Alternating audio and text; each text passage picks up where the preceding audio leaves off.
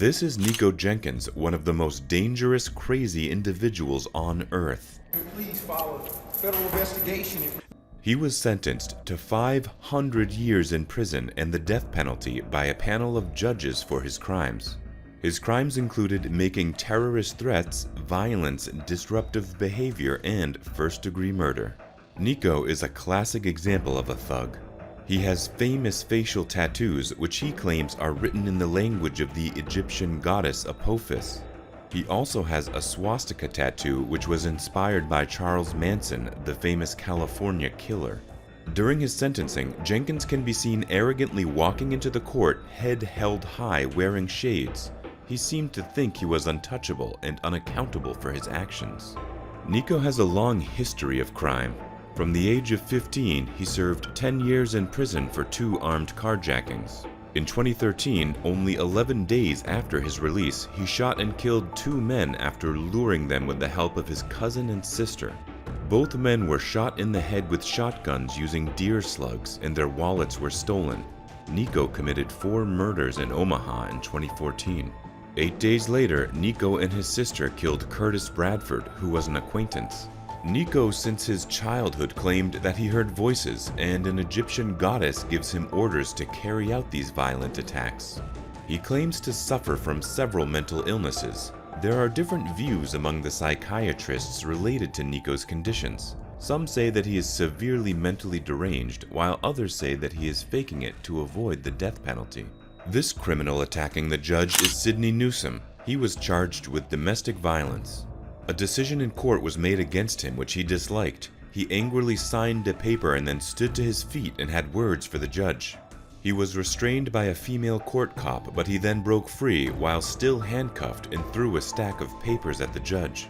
Sidney's family was in the court and they tried to get him to calm down. Eventually, Sidney was thrown onto the table until responding police arrived to take control of Sidney and escort him out of the courtroom. Quite rightfully, Sidney was further charged with contempt of court. Pike County Supervisor Robert Accardo said, "I thought it was totally ridiculous. This shouldn't have happened. My first concern was for the people in the courtroom." Pike County Board of Supervisors President Robert Accardo says no one was hurt during the incident. This is Joseph McAlpin, the man who broke into a used car dealership and shot Michael Kuznik, Trina Kuznik, and their dog Axel. I'm not standing up here to say, hey, you found me guilty. I didn't mean to do it, please. I still stand firm on my innocence. McAlpin and 2 other men broke into the premises with the intention of stealing cash, keys, and cars, but that break-in also led to the murder of the Kuznicks. Joseph was found guilty on a number of charges, including aggravated murder, robbery, burglary, theft, and cruelty to animals. The jury recommended the death penalty for him. McAlpin showed no reaction to the death sentence. Trina's son Colin was the first one to report the crime. When he took the stand, he explained in his testimony how he discovered his mother's body. He said he went to the business premises on 14th April 2017. He had tried contacting them the whole day but wasn't getting any response. He got worried, and as soon as he reached the dealership, he had a feeling that something wasn't quite right. He noticed that the lights were off and the door was slightly ajar. His mother's car was also missing from the parking lot. When he went in, he discovered his mother's body behind the desk. Seeing this, he ran outside and called 911. The couple and their dog were all dead by the time the paramedics arrived. McAlpin represented himself during the trial. He showed little emotion during the trial. Michael O'Malley stated, "This horrific crime has forever broken the hearts of the family and friends of Michael and Trina Kuznik. 12 citizens of this county and now a judge have determined the death sentence was the only appropriate punishment." This is Charles Futo, a man found guilty of racketeering and subjected to 66 years of life imprisonment. Paying the price, 65 years worth. That's the fate tonight for a local gang leader. Futo Charles. The conviction was reached in a heavily guarded courthouse. On hearing the verdict, Futo showed no emotions. Before leaving the court, he gave his mom a flying kiss and made a peace sign to his fellow gang members. Futo was a member of the Top 6 Gang, a violent organization that operated in Palm Beach County.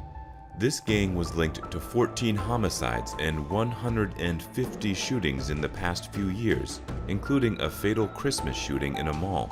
2 plea agreements were reached for Futo, but both were rejected by the judge as she thought they were too lenient. The trial lasted for 2 weeks, and the jury found Futo guilty of racketeering, conspiracy to commit racketeering, possession of ecstasy (MDMA), and possession of marijuana. He was also accused of several other crimes, some of which he was found not guilty. A member of the gang, Gefford, who decided to testify against the gang, was found dead before he could give a statement. His bloody body was found in a parking lot. Gefford, who himself was a suspect of a number of crimes, sadly became a victim himself. Futo never denied his affiliation with Top 6, but always said that it's just a rap group. Authorities do say that the Top 6 did start as a rap group with members who were Haitian teens, but slowly they started embracing the thug gangster lifestyle. Soon the words of their violence spread, and now the group has around 400 to 450 members selling drugs, orchestrating robberies, and causing violence. This is Luis Bracamontes, a killer who took the life of 2 cops. He has been sentenced to death. There was no need to promote it. Be silent. Be silent. During the victim impact statements, he had to be removed from the courtroom as he started acting out. He started acting violent and started shouting expletives. I will break out soon, and I will kill more. He went into a profanity-laced rant saying, "I wish I had killed more of them, killed more, killed whoever gets in front of me. There's no need for a trial."